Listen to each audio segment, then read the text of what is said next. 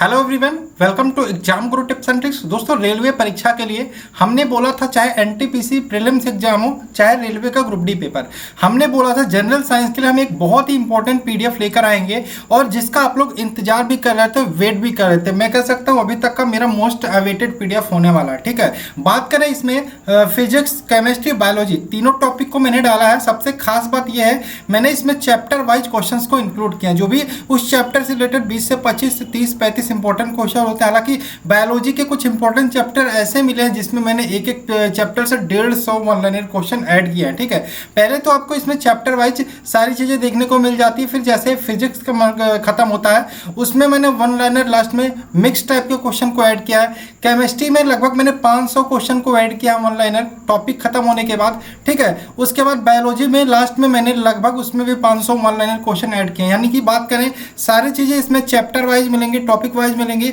उसके बाद आपको मोस्ट इंपॉर्टेंट क्वेश्चन मिल जाएगा। और यहाँ पे मैं एक चीज बोलना चाहता हूँ, मैं गारंटी लेता हूँ एनटीपीसी प्रीलिम्स और रेलवे ग्रुप डी में 85% क्वेश्चन आपके 85 यानी कि 85% क्वेश्चन आपके साइंस के कहीं बाहर नहीं जाने वाले हैं, इसी पीडीएफ से लेने वाले हैं। ठीक है, इसी पीडीएफ से आने वाले हैं। तो कैसे लेना है आपको पीडीएफ, लिंक आपको डिस्क्रिप्शन में मिलेगा, वहां से जाके आपको बाय कर लेना। ठीक है, तो आज हम उसी पीडीएफ के माध्यम से हम फिजिक्स के 3 टॉपिक करने वाले हैं। तो कौन कौन से टॉपिक हैं इनको हम देख लेते हैं। तो सबसे पहला जो टॉपिक आज हम करेंगे, प्रमुख भौतिक राशियां और उनके मात्रक यूनिट, जिससे आपको भी पता चल जाए पीडीएफ कैसा है। और ये चैप्टर वाइज के साथ में लास्ट में जो इंपॉर्टेंट क्वेश्चन मिलता है ना, वो आपके लिए यहाँ पे बहुत इंपॉर्टेंट होने वाला है। उसके बाद आज दूसरा चैप्टर जो इसी टॉपिक में करेंगे, महत्वपूर्ण विमीय सूत्र का टॉपिक भी मैंने इसमें ऐड किया, और गति यानी कि मोशन वाला चैप्टर। तीनों चैप्टर्स के जितने भी इंपॉर्टेंट प्रश्न है आज हम इसी वीडियो में करने वाले हैं। ठीक है, तो वीडियो को शुरू से अंत तक देखिएगा,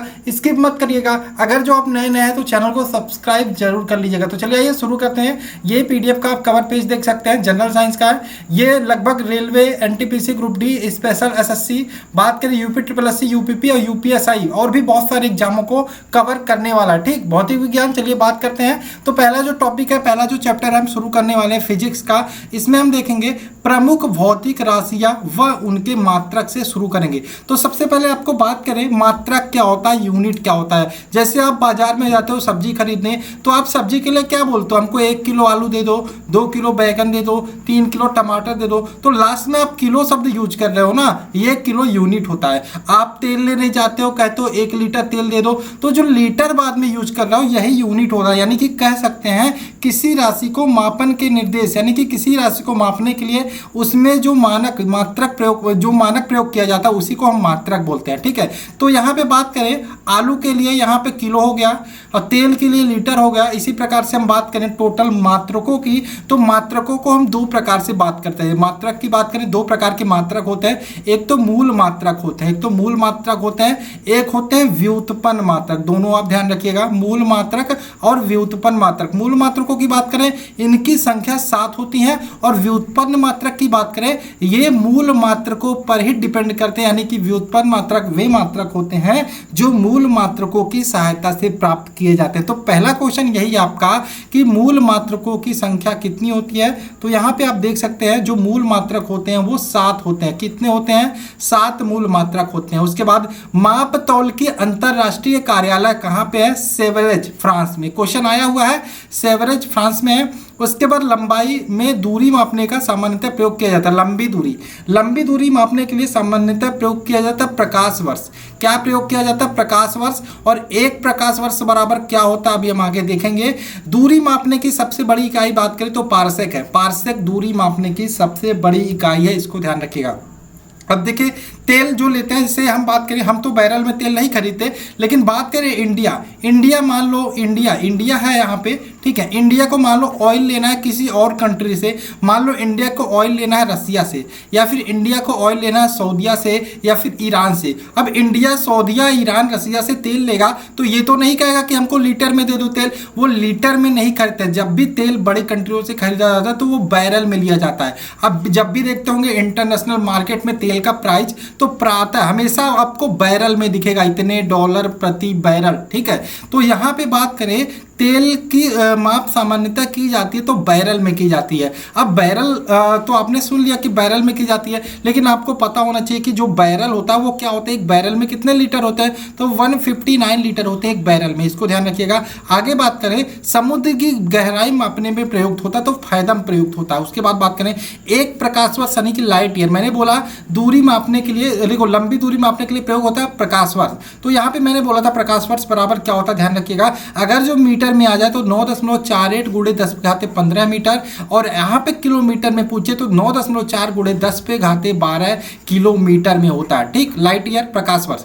उसके बाद पार्सेक की बात करें तो मैंने बोला था लंबी दूरी मापने की सबसे बड़ी इकाई पार्सेक होती है। एक पार्सेक बराबर कितना होता है, 3.26 लाइट ईयर या 3.26 प्रकाश वर्ष के बराबर होता है पार्सेक। अब यहाँ पे मैंने बोला था एक बैरल बराबर 159 लीटर, तो इसको भी ध्यान रखिएगा। शोर या ध्वनि किस में मापी जाती है, डेसिबल में मापी जाती है। इसको डिनोट करते, ध्यान रखिएगा, डीबी से डिनोट करते हैं, डीबी से डिनोट करते हैं, ठीक। आगे जब हम यहाँ पे ध्वनि वाला चैप्टर पढ़ेंगे तो इसके बारे में और अच्छे से एक्सप्लेन करेंगे। बाकी आप पीडीएफ ले सकते हैं, जिनको लेना हो ये वाला पीडीएफ लिंक आपको डिस्क्रिप्शन में मिल जाएगा, ठीक। अब यहाँ पे हमने ये वाला क्वेश्चन छूट गया, एसआई पद्धति किसका विस्तारित रूप है, तो एसआई पद्धति एमकेएस का विस्तारित रूप है। देखो तीन चीजें होती हैं, तीन चीजें ध्यान रखना। एक तो एसआई, अब ध्यान रखना है, एसआई मतलब इंटरनेशनल स्टैंडर्ड। अब इसका विस्तारित रूप है एमकेएस। एमकेएस का फुल फॉर्म होता है मीटर किलोग्राम सेकंड, कई बार एग्जामों में फुल फॉर्म पूछ लेता है, तो मीटर किलोग्राम सेकंड। एक तो आता है एफपीएस, फुट पाउंड सेकंड, ये दोनों ध्यान रखिएगा, ठीक। अब बात कर लेते हैं मूल मात्रक। मैंने बोला मूल मात्रक टोटल 7 होते हैं, कौन कौन से, एक तो लंबाई होती है, लंबाई का मात्रक मीटर होता है, इसको हम एम से डिनोट करते हैं, ठीक। द्रव्यमान का मात्रक किलोग्राम होता है, द्रव्यमान का मात्रक किलोग्राम होता है, इसको हम केजी से डिनोट करते हैं। समय का मात्रक सेकंड होता है, एस से डिनोट करते हैं। विद्युत धारा का मात्रक की बात करें, एम्पियर होता है, ए से डिनोट करते हैं। ताप का मात्रक होता है केल्विन, के से डिनोट करते हैं। ज्योति तीव्रता की बात करेंगे जब भी उसका मात्रक कैंडला होता है, सीडी से डिनोट करते हैं। पदार्थ की तीव्रता मोल से, मोल इसका एसआई यूनिट होता है, मोल से डिनोट करते हैं एमओएल। उसके बाद मैंने बोला था ये मूल मात्रक बोला था, एक मूल मात्रक बोला था, एक व्युत्पन्न मात्रक बोला था। व्युत्पन्न मात्रक जो होते हैं वो इन्हीं मूल मात्रकों की सहायता से प्राप्त किए जाते हैं, ठीक। एक तो और होता है मूल मात्रक व्युत्पन्न, वो तो अलग हो गया। एक तो संपूरक मात्रक होता है, इसको भी ध्यान रखिएगा। 2 संपूरक मात्रक होते हैं, एक तो आपका संपूरक मात्रक में 2 होते हैं, एक समतल कोण, एक ठोसी कोण। समतल कोण का मात्रक होता है रेडियन, ठोसी कोण का मात्रक होता है स्टेरेडियन। ध्यान रखिएगा, 2 संपूरक कोण भी होते हैं, एक समतल कोण जिसका मात्रक, जिसकी यूनिट की बात करें रेडियन होता है, और एक घन कोण होता है जिसका आपका ठोसी कोण, इसका मात्रक स्टेरेडियन होता है। जिसको यहाँ पे ठोसी कोण लिखा ना, ठोसी कोण को ही हम घन कोण मिलते हैं, इसमें कंफ्यूज मत होइएगा, ठीक, कंफ्यूज मत होइएगा। अब यहाँ पे बात करें नेक्स्ट क्वेश्चन की। नेक्स्ट क्वेश्चन है, बार किस राशि का मात्रक है, तो वायुमंडलीय दाब को हम बार से नापते हैं। उसके बाद हर्ज किस राशि का मात्रक है, फ्रीक्वेंसी, फ्रीक्वेंसी का मात्रक है हर्ज। हर्ज को किससे डिनोट करते हैं, हर्ज की बात करें एचजेड से डिनोट करते हैं। उसके बाद बात करें पास्कल किस राशि का मात्रक है, द्रव दाब का मात्रक है पास्कल। आगे सारे अलग अलग चैप्टर्स में आएंगे तो उसमें अच्छे से एक्सप्लेन करेंगे, ठीक है। अभी यहाँ पे बात करें किलोवाट घंटा किस राशि का मात्रक है, ऊर्जा का मात्रक है। बहुत अच्छे तरीके से साइंस के पीडीएफ बनाया गया है। मैंने स्टार्टिंग में बोल दिया था 85% प्रश्न आपके कहीं नहीं गए, इसी पीडीएफ से आएंगे, बस आपको लेना है। लेकिन एक बात और ध्यान रखिएगा, पीडीएफ तभी लीजिएगा जब आप पढ़ने की हिम्मत रखिएगा। ऐसे बहुत सारे बच्चे होते हैं जो पीडीएफ ले लेते हैं लेकिन पढ़ते नहीं। अभी यहाँ पे हमने पास्कल तक क्लियर कर लिया था।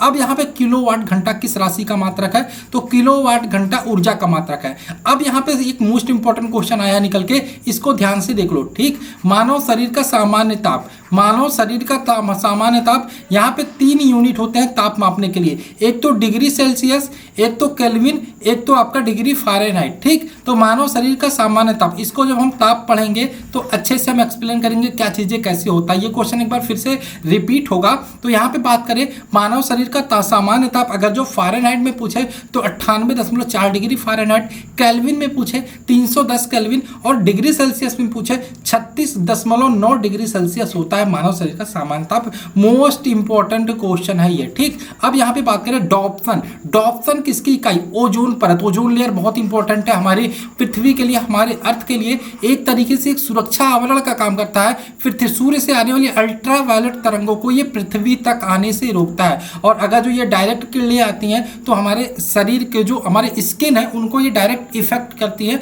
और स्किन कैंसर होने का डर रहता है। तो यहाँ पे बात करें डॉप्सन। डॉप्सन किसकी इकाई है? ओजोन परत की। विद्युत प्रतिरोध की इकाई क्या है? ओम। उसके बाद कार्य व जूल का मात्रक क्या है? सॉरी, कार्य ऊर्जा का क्या मात्रक है? कार्य व ऊर्जा का मात्रक जूल है। आगे चले, उष्मा का मात्रक होता है तो उष्मा के 3 मात्रक ध्यान रखिएगा, जूल, किलो कैलोरी, कैलोरी। उसके बाद बल का मात्रक ध्यान रखिएगा, न्यूटन। त्वरण का मात्रक मीटर पर सेकंड स्क्वायर। शक्ति का मात्रक जूल पर सेकंड या वाट ध्यान रखिएगा। एक अश्व शक्ति बराबर होता है 746 वाट। बहुत ही इंपॉर्टेंट क्वेश्चन। लेंस की क्षमता किसमें मापते हैं? डायोप्टर में। अभी आपको लग रहा होगा कितना इंपॉर्टेंट पीडीएफ है, तो ले सकते हैं, लिंक आपको डिस्क्रिप्शन में मिल जाएगा। विद्युत धारा का मात्रक एम्पियर होता है। विद्युत ऊर्जा का मात्रक किलोवाट घंटा। विद्युत प्रतिरोध का मात्रक ओम होता है। विद्युत आवेश का मात्रक कूलाम होता है। मैं थोड़ा जल्दी बोल रहा हूँ, इसके लिए सॉरी। मैं यही सोच रहा हूँ 20 मिनट के अंदर पूरा तीनों चैप्टर, तीनों टॉपिक में क्लियर करा दूँ। विद्युत विभव का मात्रक वोल्ट होता है। विद्युत धारिता को मापा जाता है फैराडे में। भूकंप की तीव्रता रिएक्टर पैमाने पर मापी जाती है, रिएक्टर स्केल से भूकंप मापा जाता है। एक यंत्र होता है, ध्यान रखिएगा, सिस्मोग्राफ। सिस्मोग्राफ नामक यंत्र से भूकंप हम नापते हैं, और तीव्रता किस में मापी जाती है? रिएक्टर स्केल पे। अब यहाँ पे 2 और चीजें ध्यान रखिएगा। 1 newton is equal to 10⁵ dyne, और 1 जूल बराबर 10⁷ अर्ग। तो ये पहला चैप्टर था आपका राशि और उनके यूनिट मात्रक से रिलेटेड। अब यहाँ पे कुछ महत्वपूर्ण विमीय सूत्र देख लेते हैं। कुछ महत्वपूर्ण ही मैंने ऐड किए हैं, 15-16, और मैंने ज़्यादा ऐड करने को नहीं सोचा, क्योंकि जो इंपॉर्टेंट है उनको पढ़ लो। विमा सूत्र कैसे निकालते हैं यहाँ भी बात करने। सबसे पहले हमने लिया क्षेत्रफल। देखो क्षेत्रफल क्या होता है, क्षेत्रफल फॉर्मूले की बात करें, क्षेत्रफल होता है लंबाई गुणे चौड़ाई। लंबाई को आप एल से डिनोट करते हो, चौड़ाई को आप एल से डिनोट करते हो, यानी कि इसकी यूनिट हो गई, इसका सॉरी विमा हो गया एल स्क्वायर। इसी प्रकार से आयतन हो गया, आयतन होता है लंबाई गुणे चौड़ाई ऊंचाई, तीनों का आपका एल होता है, यानी कि एल की हो जाएगा। वेग व चाल की बात करें, वेग, ये देखो क्षेत्रफल का विमा एल स्क्वायर हो जाता है, इस प्रकार से लिखते हो, ठीक, इसको ध्यान रखना। आयतन का एल क्यू हो जाता है, एल क्यू। ये डायरेक्ट क्वेश्चन पूछता है कि घनत्व का विमा बनाओ। घनत्व का विमा जब आपको पता रहेगा कि घनत्व का विमा एल पे पावर -3 होता है, एल पे पावर -3 होता है, तब तो आप लिखोगे। लेकिन अगर जो आपको नहीं पता कि घनत्व का विमा एल पे पावर -3 होता है, और आपको एक चीज़ पता है कि घनत्व का फॉर्मूला क्या होता है, ठीक है, घनत्व का फॉर्मूला आपको पता है कि हाँ, घनत्व होता है द्रव्यमान बटे आयतन, ठीक है, और आपको पता है द्रव्यमान क्या होता है, द्रव्यमान को एम से डिनोट करते हैं। आयतन आपका एल की होता है, तो यहाँ पे आप एम और एल को ऊपर ले जाओगे तो एल पे पावर -3, तो यहाँ से निकाल लोगे। तो कोई ज़रूरत नहीं है आपको याद करो विमा सूत्र। विमा सूत्र निकालने का तरीका आपको पता रहेगा तो आसानी से निकाल लोगे, रटने की जरूरत नहीं होती विमा, ठीक है। विमा जो रटते हैं वो अक्सर भूल जाते हैं, लेकिन आपको इतना इंपॉर्टेंट दे रखा है कि 15-16 ही मैंने दिए, तो इसको आप रट भी सकते हो, कोई दिक्कत नहीं। तो क्षेत्रफल का निकाल लोगे आप, आयतन निकाल लोगे। वेग व चाल की बात करें, वेग व चाल होता है विस्थापन बटे समय, विस्थापन बटे समय। अब देखो समय का हमेशा जब भी समय है तो यहाँ पे टी लिखना, नीचे टी लिखोगे। विस्थापन मतलब एल, ठीक है, विस्थापन मतलब एल। अब यहाँ पे ये क्या था, वेग या चाल का। अब टी को ऊपर ले जाओगे, एल बटे टी लिखोगे नहीं, तो टी को ऊपर ले जाओगे तो एल टी पे पावर -1 हो जाएगा, ठीक। ये आपका विस्थापन का हो गया। त्वरण का वेग परिवर्तन बटे समय। वेग परिवर्तन यहाँ पे वेग या चाल का जो भी होता है वो लिख सकते हो। वेग या चाल का एल टी पे पावर -1 होता है, समय नीचे टी, यानी कि टी ऊपर जाएगा -1 हो जाएगा, यानी कि एल टी पे पावर -2 हो जाएगा, ठीक। आगे चले हम, बल का उसी प्रकार से द्रव्यमान गुणे त्वरण होता है तो एम एल टी पे पावर -2 हो जाएगा। कार्य का बराबर बात करें, कार्य को आप निकाल सकते हो बल गुणे विस्थापन, इसका एम एल स्क्वायर टी पे पावर -2 हो जाएगा। शक्ति का इसी प्रकार से देखना, शक्ति को भी आप निकाल लेना, शक्ति का एम एल स्क्वायर टी पे -3 हो जाएगा। शक्ति का अब क्या होगा, शक्ति का आपका हो जाएगा कार्य बटे समय, ठीक। इसी प्रकार से घनत्व का क्या, द्रव्यमान बटे आयतन, एम एल पे पावर -3 इसकी विमा हो जाएगा। संवेग का बात करें, संवेग का द्रव्यमान गुणे वेग होता है, इसका विमा एम एल टी पे पावर -1 हो जाएगा। आगे चले, अब यहाँ पे देखो गतिज ऊर्जा स्थितिज ऊर्जा, बल आघूर्ण, तीनों की विमाएं सेम होती है। गतिज ऊर्जा का फॉर्मूला क्या होता है? 1/2 mv²। अब इसमें m और v वेग होता है, वेग 2 बार पुटअप करोगे, m यानी कि मास, ठीक है। उसके बाद स्थितिज ऊर्जा mgh होता है, और बल आघूर्ण क्या होता है? बल आघूर्ण बताओ, बल गुणे दूरी होता है, बल गुणे दूरी, ठीक है। यहाँ पे इससे आप निकाल लोगे। तीनों का विमा सूत्र निकालने की जरूरत नहीं, याद कर लेना, गतिज ऊर्जा, स्थितिज ऊर्जा या बल आघूर्ण, ml² t पे -2, यानी कि तीनों की विमाएं सेम होती हैं। दाब की बात करें, ml पे पावर -1 t पे -2। प्रतिबल की बात करें, ml पे -1, ml पे पावर -1 t पे -2। यहाँ पे देख रहे हो दाब और प्रतिबल की विमाएं सेम है। विकृति की ध्यान रखना, l पे पावर 0। पृष्ठ तनाव की बात करें, mt पे पावर -2, और गुप्त उष्मा की बात करें, ठीक है, यहाँ पे l² t पे -2। जितने इंपॉर्टेंट थे लगभग मैंने, अगर जो आप देखो 2 2 3 3 के हिसाब से 20-22 आपको विमीय सूत्र याद हो गए। वैसे बात करें नंबर वाइज मैंने 15 विमा सूत्र आपको कराए, ठीक है, सारे इंपॉर्टेंट है। आगे बात करें नेक्स्ट थर्ड चैप्टर हमारा मोशन और गति। मोशन और गति बहुत इंपॉर्टेंट चैप्टर है। सबसे इंपॉर्टेंट इसमें आज हम कर लेते हैं अदिश राशियाँ व सदिश राशियाँ। अदिश जैसा कि नाम से स्पष्ट है, अदिश यानी कि अ मतलब नहीं, यानी कि दिशा नहीं, यानी कि अदिश राशियों की जब भी बात होगी तो ध्यान रखिएगा सिर्फ परिमाण की आवश्यकता होगी, दिशा की नहीं। सदिश राशि में दिशा और परिमाण की दोनों की आवश्यकता होगी। आपको एक एग्जाम्पल देख लेने अदिश के, द्रव्यमान, चाल, आयतन, कार्य, समय, ऊर्जा, दूरी, शक्ति, विद्युत धारा, उसके बाद यहाँ पे बात करें धारा, ताप, दाब आदि, ये तो अदिश के एग्जाम्पल हो गए। सदिश की बात करें वेग, विस्थापन, बल, त्वरण, संवेग, बल आघूर्ण आदि, ये आपको दोनों याद करने हैं, ठीक। उसके बाद बात करें भौतिकी का पिता किसको कहते हैं? Father of physics. यहाँ पे न्यूटन को कहते हैं, न्यूटन को भौतिकी का पिता कहते हैं, ध्यान रखिएगा, ठीक। किसको बोलते हैं? न्यूटन को। उसके बाद न्यूटन ने गति विषयक नियम, न्यूटन की एक बुक थी जिसका नाम था प्रिंसिपिया बुक में ही न्यूटन ने अपनी गति विषयक जो तीनों नियम थे उसको दिए थे। अब आते हैं प्रथम नियम की बात करें, न्यूटन का जो फर्स्ट लॉ था उसमें क्या चीज़ें कही गई थी? तो न्यूटन ने प्रथम नियम में क्या कहा था, इसको देख लेते हैं। यानी कि इसमें कहा गया था यदि कोई वस्तु विराम अवस्था में है तो वह उसी अवस्था में रहना चाहेगी। यदि कोई वस्तु गति अवस्था में तब तक रहेगी जब तक उस पर कोई बाह्य बल ना लगाया जाए। बहुत सारे एग्जाम्पल इसके हैं, एग्जाम्पल को देखते हैं तो आपके समझ में आएगा। जैसे हम बात करें कि जो ठहरी हुई को मोटर गाड़ी है, मान लो यहाँ पे रुकी हुई है और आप उसमें बैठे हुए हो, ठीक है, आप बैठे हुए हो, आपका पैर यहाँ पे गाड़ी पे है, गाड़ी अचानक से चलती है तो क्या होगा? आपका पैर आगे की ओर आएगा गाड़ी के साथ, लेकिन आपका शरीर पीछे की ओर आएगा। तो यही एग्जाम्पल है इसका, ठीक है। बहुत सारे एग्जाम्पल हैं, उदाहरण हैं जो एग्जाम में आते हैं, इसको हम करेंगे। लेकिन आप ध्यान रखिएगा न्यूटन का फर्स्ट लॉ क्या होता है, ठीक। अब यहाँ पे न्यूटन के फर्स्ट लॉ को हम गैलीलियो का नियम भी बोलते हैं, जड़त्व का नियम भी बोलते हैं। आगे चले, न्यूटन के किस नियम से बल की परिभाषा मिलती है ये भी ध्यान रखिएगा। न्यूटन के फर्स्ट लॉ से हमें बल की परिभाषा मिलती है। न्यूटन का द्वितीय नियम की बात करें, न्यूटन का द्वितीय नियम बल बराबर द्रव्यमान गुणे त्वरण, यानी कि F = ma होता है। या फिर कह सकते हैं किसी वस्तु पर कार्य करने वाले बल का मान उस वस्तु के द्रव्यमान तथा उसमें उत्पन्न त्वरण के समानुपाती होता है, ध्यान रखिएगा, ठीक। तो यहाँ पे बल बराबर द्रव्यमान गुणे त्वरण, या फिर कह सकते हैं F बराबर ma। तृतीय नियम की बात करें, तीसरे नियम की बात करें, तृतीय हम बोल रहे हैं, ठीक है। ये होता है क्रिया प्रतिक्रिया का नियम। तीसरा जो नियम होता है इसको हम बोलते हैं क्रिया प्रतिक्रिया का नियम। यानी कि बात करें किसी भी ऑब्जेक्ट पर हम अगर जो बल लगाते हैं, किसी भी ऑब्जेक्ट पे हम बल लगाते हैं तो उसके विपरीत वो ऑब्जेक्ट हमारे ऊपर भी बल लगाता है, ठीक है। तो यहाँ पे समझने की कोशिश करिएगा, ठीक है। या फिर हम ये भी कह सकते हैं किसी भी क्रिया के विपरीत बराबर में एक प्रतिक्रिया बल लगती है। जैसे हम बात करें, मान लो बंदूक से आप गोली चलाते हो, तो आप अगर जो बंदूक नए चलाने वाले हो तो आप बंदूक से जैसे ही गोली चलाओगे तो बंदूक से गोली निकलेगी, साथ में बंदूक भी आपकी दिशा में बल लगाएगी। या फिर आप कह सकते हो आप में से बहुत सारे लोग बोट में बैठे होंगे, झील में, नदी में, बोट से जब आप उतरते हो तो आप जैसे ही पैर रख के यहाँ से बाहर उतरते हो तो बोट भी आपकी दिशा में एक बल लगाता है, ठीक है। तो ये सारी चीजें आप बोट की दिशा में दबा के बल लगाओगे, लेकिन बोट आपकी दिशा में भी बल लगाता है पैर की तरफ से। तो ये दो एग्जाम्पल होते हैं आपके क्रिया प्रतिक्रिया के, ठीक है। तीसरा नियम जो होता है न्यूटन का, ये क्रिया प्रतिक्रिया का नियम होता है, इसको आप ध्यान रखिएगा। अब बात करें अभिकेंद्रीय बल की, बहुत इंपॉर्टेंट है। जब कोई वस्तु किसी वृत्त के केंद्र की ओर वृत्ता मार्ग पथ पर चलती है तो केंद्र की ओर एक बल कार्य करता है जिसे अभिकेंद्रीय बल कहते हैं। फॉर्मूला ध्यान रखिएगा, F = mv²। अभिकेंद्रीय बल का फॉर्मूला F = mv²।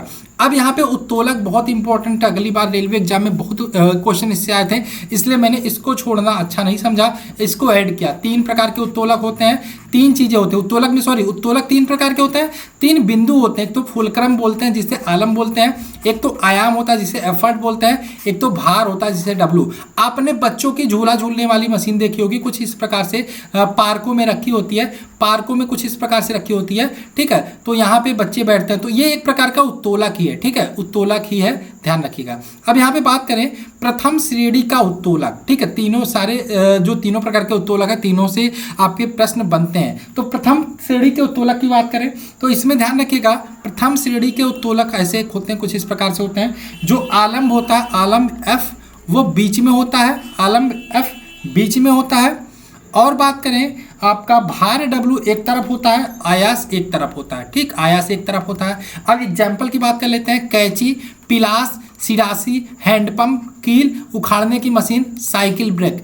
अब यहाँ पे देखो डब्लू यानी कि जो वर्क हम करते हैं। अब कैंची से बात करें, कैंची के किनारे वाले भाग से ही तो वर्क करते हैं, बीच में आपका फुल फॉर्म हो जाता है, एक से आयास, एक से हम प्रयास करते हैं काटने का, एक से वर्क होता है। पिलास से भी सेम चीज होता है, सिरासी, हैंडपंप, कील उखाड़ने की मशीन, साइकिल ब्रेक। और यहाँ पे यांत्रिक लाभ बहुत बार पूछा जाता है। इसका यांत्रिक लाभ प्रथम श्रेणी का जो उत्तोलक होता है, एक भी हो सकता है, एक से अधिक भी हो सकता है, एक के बराबर भी हो सकता है, ठीक है। इसका यांत्रिक लाभ एक से अधिक भी हो सकता है, एक के बराबर भी हो सकता है, एक से कम भी हो सकता है, इसका ध्यान रखिएगा। अब बात करें द्वितीय श्रेणी के उत्तोलक की, तो द्वितीय श्रेणी का जो उत्तोलक होता है उसमें भार डब्लू बीच में होता है। क्या होता है? भार डब्लू बीच में होता है और आयास यानी कि आपका ई और एफ एक तरफ होते हैं, ठीक है, ई और एफ फुलक्रम और आपके एफर्ट एक तरफ होते हैं। यहाँ पे बात करें द्वितीय श्रेणी के आपके जो उत्तोलक होते हैं, इनके एग्जाम्पल क्या क्या होते हैं इनको भी देख लो। सरौता, नींबू निचोड़ने की मशीन, नींबू निचोड़ने की मशीन, एक पहिए की कूड़ा गाड़ी, ये हो गया द्वितीय श्रेणी के उत्तोलक। आगे बात करें द्वितीय श्रेणी के उत्तोलक का यांत्रिक लाभ हमेशा ध्यान रखिएगा एक से अधिक होता है। तृतीय श्रेणी के उत्तोलक की बात करें, चिमटा, मनुष्य का हाथ। तृतीय श्रेणी के जो उत्तोलक होते हैं उसमें जो आपका आलम्ब होता है या फिर बोल सकते हैं फुलक्रम, वो बीच में होता है। भार एक तरफ यानी कि डब्लू एक तरफ और आपका एफर्ट एक तरफ होता है, ठीक। यहाँ पर तृतीय श्रेणी का जो उत्तोलक होता है चिमटा, मनुष्य का, तो उसका एग्जाम्पल हो गया। एक से कम होता है इसका क्या यांत्रिक लाभ एक से कम होता है। और यहाँ पे बात करें